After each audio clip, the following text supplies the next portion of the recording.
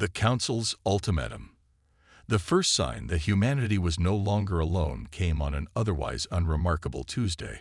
Every screen on Earth, from smartphones in Tokyo to digital billboards in Times Square, flickered simultaneously before displaying the same message in every known human language. We come in peace. Admiral Elena Rice stood on the bridge of the UES Defender, Earth's newest orbital defense platform, watching as the massive alien vessel materialized just beyond the moon's orbit. The ship was unlike anything humans had ever built, a gleaming structure that seemed to shimmer between states of matter, stretching nearly 20 kilometers from end to end. All defense systems at ready, Admiral, her XO reported, voice steady despite the unprecedented situation. Hold position, Rise ordered. No aggressive actions unless they move first.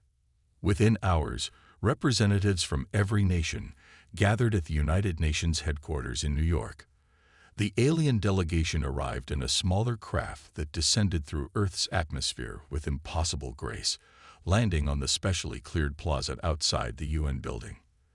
The being who emerged first stood slightly taller than an average human, with iridescent skin that shifted colors with each movement. Its four eyes, arranged in a diamond pattern, surveyed the assembled humans with what appeared to be curiosity. "I am Observer Tellen, representative of the Galactic Council," it announced, its voice somehow bypassing their ears and appearing directly in their minds. "We have watched your species for some time, and now we must speak with you on a matter of grave importance."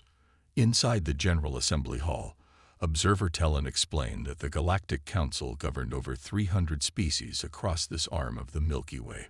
For millennia, they had maintained peace and facilitated technological and cultural exchange between member worlds. "Your species has progressed remarkably quickly," Tellen stated, "from basic radio signals to rudimentary space travel in less than a century. The Council believes humanity is ready to learn of the greater galactic community." Yet something in the alien's demeanor suggested this wasn't merely a diplomatic visit or an invitation to join some interstellar United Nations. Admiral Rice, seated with the other military advisors, felt the familiar tension she'd experienced before combat operations. Something was wrong. She didn't have to wait long to find out what.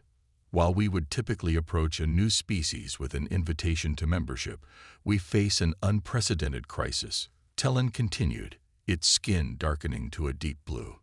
"A cosmic event we call the Void Cascade threatens not just the Council, but all sentient life in this sector of the galaxy." The holoprojector Tellen had brought displayed images of entire star systems being consumed by what looked like living darkness, a spreading emptiness that devoured light itself. "The Void Cascade began at the edge of Council Space 87 of your years ago. It has consumed 17 inhabited systems and threatens hundreds more. Our scientists believe it is accelerating." Earth's scientists bombarded Tellen with questions, but the answers only deepened the growing sense of dread in the room. "We have developed a shield technology that can halt the cascade's advance," Tellen finally explained. "But to generate a barrier large enough to protect the remaining inhabited systems requires a tremendous power source." Admiral Rice noticed Tellen's hesitation before it continued. "Our analysis indicates that Earth's core has unique properties. Specifically, the interaction between your iron-nickel core and your planet's unusual magnetic field generates an energy signature that, if properly harnessed, could power the shield indefinitely." The implication hung in the air for several seconds before Dr. Amara Singh, Earth's leading geophysicist, found her voice. "You're talking about using our planet's core as a battery," she said flatly. "That would destroy Earth." Tellen's skin rippled in what might have been discomfort. "We would evacuate a percentage of your population, approximately 8%, or 600 million humans, to suitable Council worlds." The hall erupted in outrage. The Secretary General called for order repeatedly before the room quieted enough for Tellen to continue. "We understand this is difficult to accept, but the Void Cascade will reach your solar system within 5 years regardless. This way, at least some of humanity survives, and you help save trillions of other sentient beings. After Tellen departed, promising to return in 7 days for Earth's answer, the global debate began. Some nations immediately rejected any deal that sacrificed Earth. Others argued that saving 600 million was better than extinction for all. Religious leaders called it a test of faith or the end times. Markets crashed, riots broke out in major cities, and military forces worldwide went on high alert. Admiral Rice was summoned to a classified meeting with a small group of scientists and military leaders from a coalition of nations. "We don't believe the void cascade is what they claim it is," Dr. Singh told her, displaying data collected during Tellen's presentation. "The energy readings don't match any natural phenomenon, and their explanation for why our planet's core is the only suitable power source has significant scientific inconsistencies." "You think they're lying?" Rice asked. "I think they're desperate," Singh replied. "And desperate beings rarely tell the whole truth." Over the next 3 days, while the world's governments argued, Rice and a hand-picked team worked in secret. They analyzed every scrap of data from the Council ship and examined the limited information Tellen had shared about the void cascade. Dr. Singh made the breakthrough on the 4th day. "It's not a natural phenomenon," she announced to the gathered team. "The cascade is artificial, a weapon or perhaps an experiment gone wrong. Look here."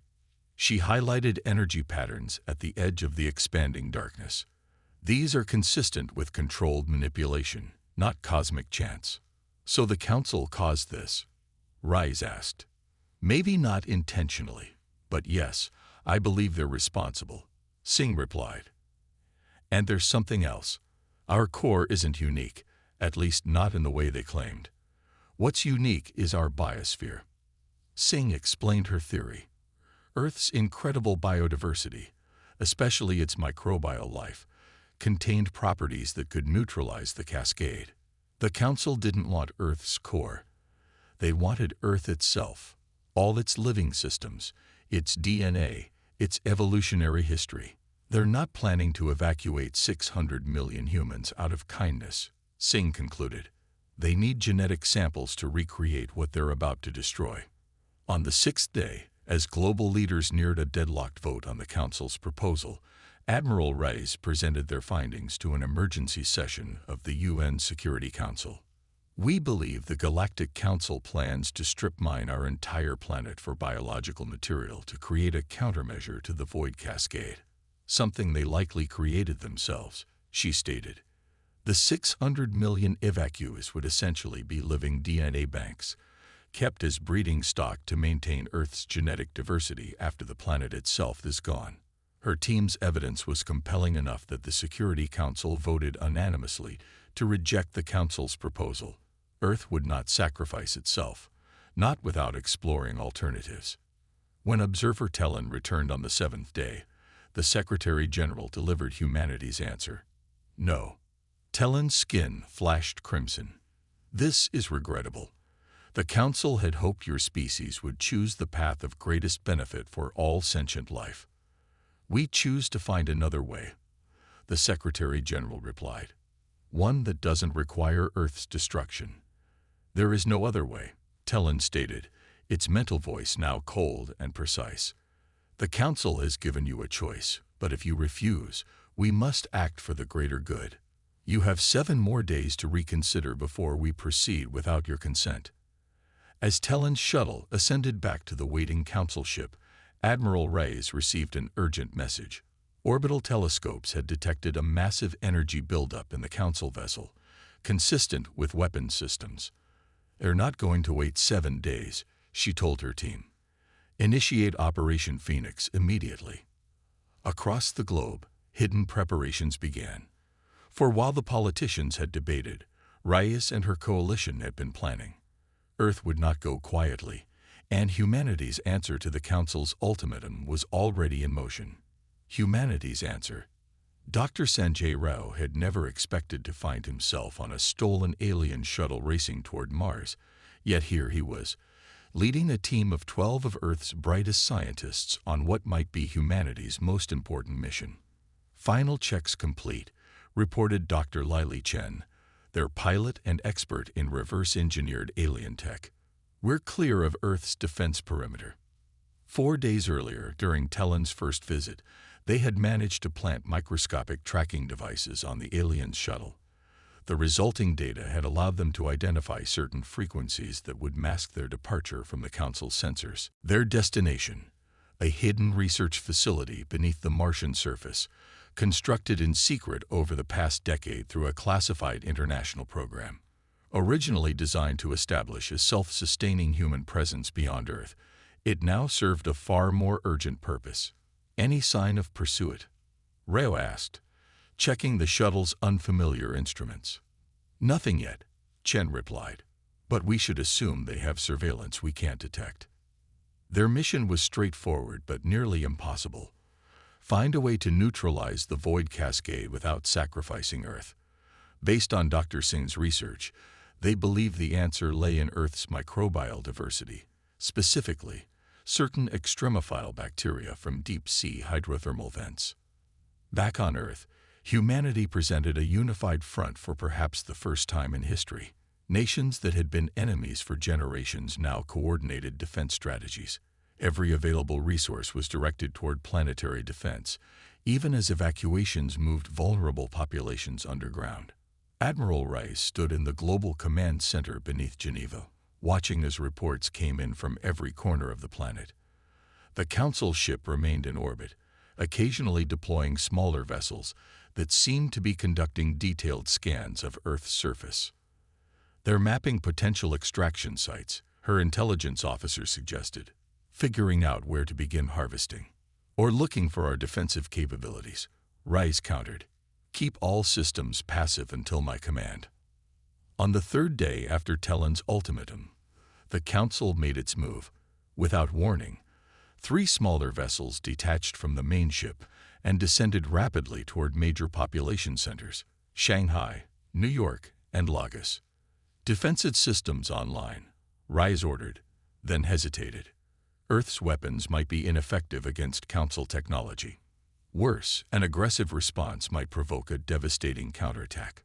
The decision was made for her when each of the approaching vessels released swarms of smaller objects, thousands of them raining down toward Earth's surface. They appear to be collection drones, her science officer reported, designed for gathering biological samples. Take them out, Rice commanded, but leave the carrier ships alone for now. Earth's recently upgraded defense systems activated. Laser arrays and electromagnetic pulse weapons targeted the descending swarms, destroying nearly 80% before they reached the atmosphere. Those that made it through faced squadrons of fighter jets equipped with retrofitted weapons based on analysis of Council technology. On Mars, Dr. Rowe's team worked around the clock. The facility's specialized equipment, combined with biological samples they'd brought from Earth, allowed them to isolate compounds that showed promising results against their simulated version of the cascade. It's the symbiotic relationship, Dr. Chen explained during one breakthrough. These bacteria don't just resist the cascade's energy pattern, they transform it. On the 5th day, a priority communication arrived from Admiral Rice. Council deploying larger harvester ships. Orbital defenses holding but won't blast. Need solution ASAP. That night, as the team worked with renewed urgency, their sensors detected an approaching vessel, not from Earth, but from deeper in the solar system. Unknown ship design, Chen reported, tension evident in her voice. Definitely not Council, and not one of ours. The facility's meager defenses couldn't stop a determined attack. They prepared to destroy their research rather than let it fall into unknown hands. The mysterious ship established orbit around Mars and transmitted a simple message. We offer assistance against the Council.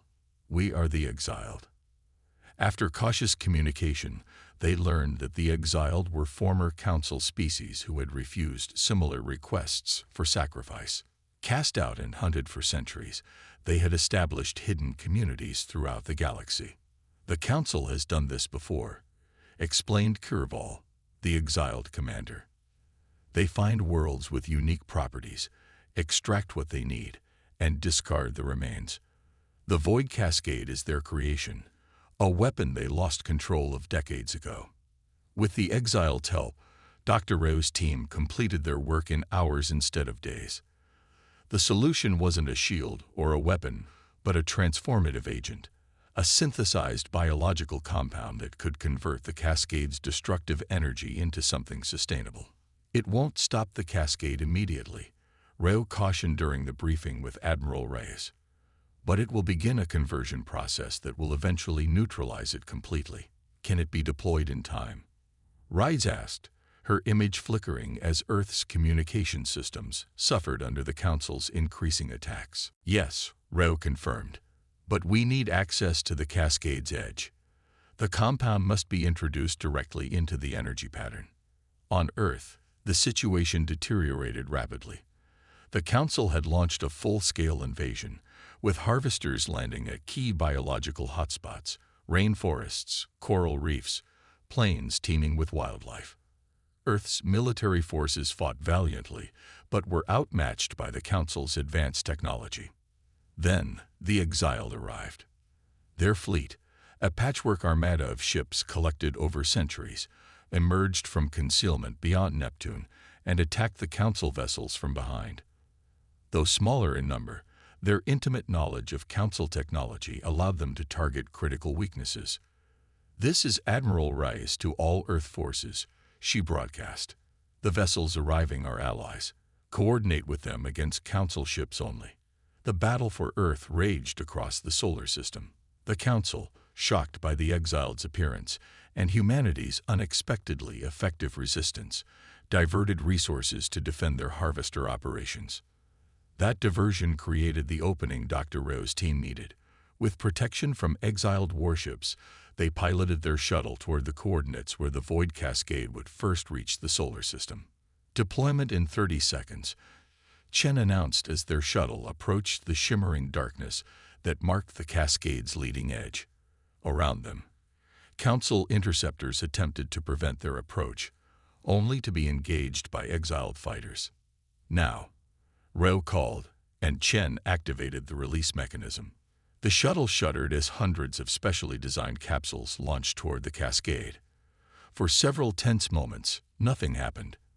Then, at the very edge of the darkness, pinpricks of light appeared, tiny at first, then expanding, connecting, forming a web of luminescence that spread through the blackness. "It's working," Chen whispered. Across the solar system, the battle paused as all sides witnessed the cascade beginning to transform. What had been consuming darkness now pulsed with billions of points of light, the energy being converted rather than destroyed. On the Council flagship, Observer Tellen watched in disbelief as the weapon they had feared for generations began to dissolve. Emergency communications from Council High Command demanded explanations, strategies, anything to salvage their position. But it was too late. The exiled had broadcast the truth to every Council world. How their leadership had created the cascade through failed experiments with prohibited technologies, how they had sacrificed dozens of worlds to contain their mistake, and how they had nearly destroyed Earth to hide their responsibility. Throughout Council space, rebellions erupted as species learned they had been lied to for generations. Many reached out to the exiled, offering support and requesting alliance with the humans who had found a solution where the Council had seen only sacrifice. 3 weeks after the battle, representatives from Earth, the exiled nations, and reformist Council worlds gathered aboard a neutral station to discuss the future. The old Council had collapsed, its leadership facing justice for crimes spanning centuries. Admiral Reyes, now Earth's diplomatic representative, addressed the assembled delegates. "Humanity came close to extinction, but in facing that threat, we found not only our own strength but new allies among the stars. The lesson we learned, that preservation through sacrifice is no preservation at all, will guide us as we help shape whatever comes next." A new alliance was forming, one based on cooperation rather than domination, on finding solutions rather than demanding sacrifices, and at its foundation stood the principle that had saved Earth, the belief that there is always another way, if only you're brave enough to seek it. As the delegates stood to ratify the first treaty of what would become known as the Concordance of Species, observer Talon, now stripped of rank and awaiting trial, watched from detention. The being who had delivered an ultimatum to Earth just weeks earlier now saw humanity taking its place among the stars. Not as supplicants or victims, but as equals who had changed the course of galactic history by simply refusing to accept the unacceptable. Humanity had made its choice, and the galaxy would never be the same.